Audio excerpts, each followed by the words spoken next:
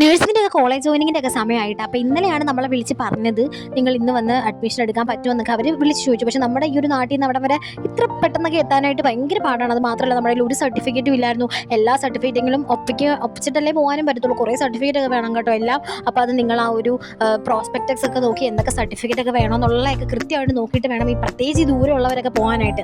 നമുക്ക് അത്യാവശ്യം നല്ല ദൂരമുണ്ട്. എനിക്ക് കിട്ടിയത് കോഴിക്കോട് നഴ്സിംഗ് കോളേജാണ്. എൻ്റെ ഫസ്റ്റ് ഓപ്ഷനും അതായിരുന്നു. അപ്പോൾ അവിടെയാണ് നമ്മൾ പോകാൻ വേണ്ടിയിട്ട് പോകുന്നത്. അപ്പോൾ നല്ല ദൂരമുണ്ട്, നമ്മുടെ നാട്ടിൽ നിന്ന് അവിടെ വരെ എത്താനായിട്ട് നല്ല ദൂരമുണ്ട്. അപ്പോൾ ഇത് കൂടാണ്ട് ഞാൻ ലൈസൻസിന് കൊടുത്തേക്കുന്നതുകൊണ്ട് ബോധവൽക്കരണ ക്ലാസ് കൂടെ അറ്റൻഡ് ചെയ്യണമായിരുന്നു. അപ്പോൾ അതും കഴിഞ്ഞിട്ട് വേണം ഈ കാര്യങ്ങൾക്കെല്ലാം വേണ്ടിയിട്ട് ഓടാനായിട്ട്.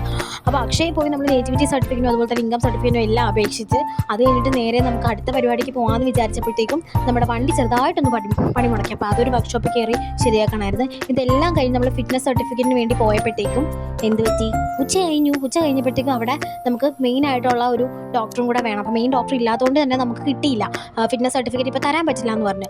അപ്പോൾ അതുകൊണ്ട് നമുക്ക് നേരെ ഫിറ്റ്നസ് സർട്ടിഫിക്കറ്റ് എടുക്കാനായിട്ട് പറ്റിയില്ല. അത് കഴിഞ്ഞിട്ട് ഹെപ്പറ്റൈറ്റിസ് ബി വാക്സിൻ ആ ഒരു സർട്ടിഫിക്കറ്റ് വേണം. അപ്പോൾ അതിന് നമ്മുടെ ഈ നമ്മൾ കുഞ്ഞിലെ എങ്ങാനും എടുത്ത ആ ഒരു സംഭവം ഒരു സ്ലിപ്പ് എങ്ങാനും ഉണ്ട്, അതും കൊണ്ട് ചെന്ന് കഴിഞ്ഞാൽ നമുക്ക് പെട്ടെന്ന് തന്നെ കാര്യങ്ങൾ നടക്കും. അല്ലെങ്കിൽ നമ്മൾ പിന്നെ വീണ്ടും 3 ഡോസൊക്കെ എടുത്ത് അങ്ങനെ കുറേ സംഭവങ്ങളുണ്ട്. അപ്പോൾ നിങ്ങൾ ഈ ഒരു സംഭവത്തിനൊക്കെ പോവുകയാണെന്നുണ്ടെങ്കിൽ, നേഴ്സിങ്ങിനാണ് പോകുന്നത്, ഇങ്ങനത്തെ സർട്ടിഫിക്കറ്റ് ഒക്കെ വേണമെന്നുണ്ടെങ്കിൽ പരമാവധി നേരത്തെ എടുത്ത് വെച്ചോട്ടോ.